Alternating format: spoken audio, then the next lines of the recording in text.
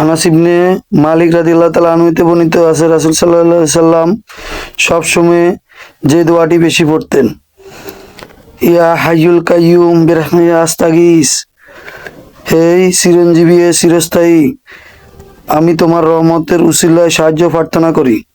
হাদিসটি তিরমিজিতে 3524 নম্বরে রয়েছে। আনাস রাদিয়াল্লাহু তাআলা আনহু হতে বর্ণিত রাসূল সাল্লাল্লাহু আলাইহি সাল্লাম বলেন, তোমরা সবসময় ইয়াজুল জালালি ওয়াল ইকরাম, হে গৌরব ও মুহূর্তের অধিকারী, বেশি বেশি পাঠ করবে এবং অপরিহার্য এই দোয়া আল্লাহ তাআলা ফিরে দিতে পারেন না। এটা ইসমে আজম। হাদিসটি 3525 নম্বর রয়েছে তিরমিজিতে। ওমর ইবনে শুআইব রাদিয়াল্লাহু তাআলা আনহু হইতে বর্ণিত আছে, ঘুমের মধ্যে আতঙ্কিত হইলে যে দোয়া রাসূল সাল্লাল্লাহু আলাইহি সাল্লাম পড়তে বলেছেন, ওয়া কানা আবদুল্লাহি নু উমরা ইউ আলিমাহা মান বালাগা মিন ওয়ালাদিহি ওয়া মান লাম ইয়াবলুগু মিনহুম কাতাবাহা ফি সাকি সুম্মা আলাকাহা ফি উনুকিহি। এই দোয়াটি বেশি বেশি পড়তেন। হাদিসটি তিরমিজিতে 3528 নম্বরে রয়েছে। আব্দুল্লাহ ইবনে উমর রাদিয়াল্লাহু তাআলা আনহু তার নাবালক সন্তানদের গলায় এটি কাগজের টুকরায় লিখে নাবালকদের গলায় ঝুলিয়ে দিতেন। হাদিসটি তিরমিজিতে 3528 নম্বরে রয়েছে।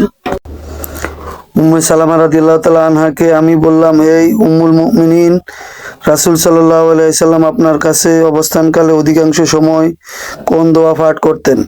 তিনি বললেন, অধিকাংশ সময় এই দোয়া পাঠ করতেন, হে আল্লাহ, মনের ও পরিবর্তনকারী, আমার অন্তরকে তোমার দ্বীনের উপর স্থির রাখো।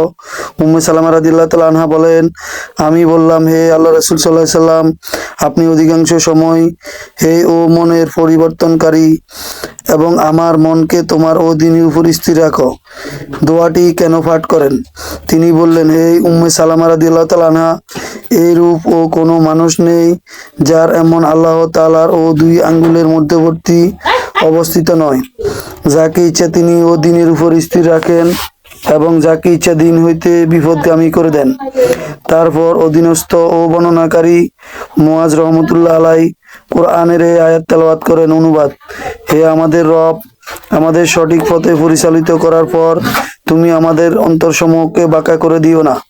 হাদিসটি তিরমিজিতে 3522। আব্দুল্লাহ বিন নাদলা রাদিয়াল্লাহু তাআলা আনহু তিনি বলেন, রাসূল সাল্লাল্লাহু আলাইহি সাল্লাম বলেছেন, পাপিষ্ঠ ব্যক্তি ছাড়া কেউ মজুদদারি করে না।